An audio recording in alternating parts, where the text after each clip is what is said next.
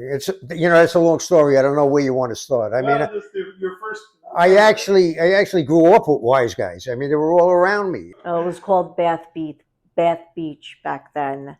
So it was known for all the social clubs on Bath Avenue uh, that the Mafia ran. Yeah. I mean, it was part of the neighborhood. It's a neighborhood there. You either became a cop, a fireman, or a wise guy.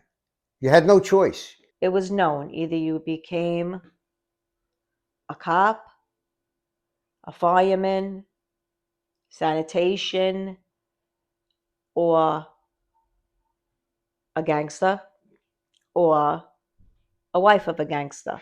Right. Right. So those were basically your choices.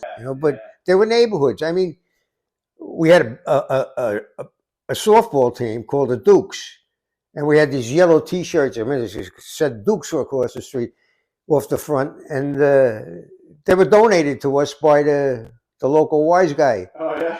Anthony Spiro was a banana capo, and he had a club on Bath Avenue. Yeah, he was the guy who liked the pigeons. Yeah, that's right. Yeah, I know Anthony Spiro. Yeah, yeah, yeah. Okay, so he donated your baseball uniforms? It wasn't a uniform, just a T-shirt. Yeah, T-shirt. And the rest of the uniforms was dungarees and sneakers. And Spiro was the main guy on Bath Avenue. Anthony Spiro from Anthony the Spiro. Crime Family? Yes. There was numerous social clubs. I was on 16th Avenue. The first one was on Bay 13th and Bath. And then it went 3 blocks away. no, 1 block. Yeah, 1 block. Yeah. I was 16th Avenue, Bay 13th was the next one. Oh yeah, okay. But it was between Cropsey and Bath. It was right on all the social clubs were on Bath Avenue. Right, okay. So the first one was on Bay 13th and Bath, and then it went to Anthony Spiro had his pigeons on Bay 14th and Bath. Up on the roof? On the roof, yeah, on the opposite side of the street. Yeah, and he was up on the roof. And then 17th Avenue to Bay 17th Street, there were 2 or 3, and those were Spiro's main clubs. Main spots there. His main, yeah. Okay. That's where he hung out. And there was the candy store on the corner where all the young kids hung out on Bay 17th and Bath when we were younger.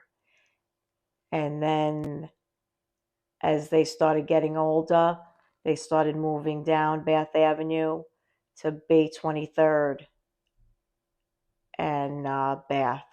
And that's where Billy Bright was, Tommy Karate, all those guys. Yeah. Okay. In the candy store there on Bay 23rd and Bath. They were all from that candy store. And a lot of the guys that I grew up with and went to school with, they ended up to be wise guys. I mean, some of them became, like Frankie DeChico became a boss in the Gambino crime family on the Gotti. You grew up with Frank Chico? Yeah. Yeah? Wow. Did he live on your street or go to your school, or how did you know him? Well, I went to grade school with him. Yeah. So as a child, did Frank DeChico give any sort of indications as a child that he was? Well, when I was about 16, 17, I can't be sure. I mean, it sticks out of my mind. I lived on Bay 17th Street, between 86th Street and Benson Avenue, which is another block off Bath Avenue. And I see Frankie and another guy with baseball bats beating a guy in the street. And the word was in the street that the guy had got a white female, Italian girl, pregnant, and was abusing her. And I guess somebody that she knew went to Frankie, and Frankie took care of it. So you were a kid. Did you kind of know that these were the guys on this side and Dad works on the other side? Or yes. What was... When I was younger, and we lived on 16th Avenue. He was in organized crime. And when you were younger, did you know what that was? Did you know what organized crime was? How old were you when he was kind of in the meat and potatoes of his organized crime work? Maybe 10, 11. But as I got a little older, I started realizing it, like what he was doing, like, and who he was locking up and stuff like that, only because the kids in my neighborhood that I went to school with, the younger kids that were my age, we all knew each other since we were 5 years old. Right. So when I think about them, I think about them as, my friends that I grew up with hanging out. They protected me. Yeah. They never, ever let anybody like bother me in the neighborhood, Yeah. anything like that. And they were my friends. Yeah. And then there was a point where I started seeing them change.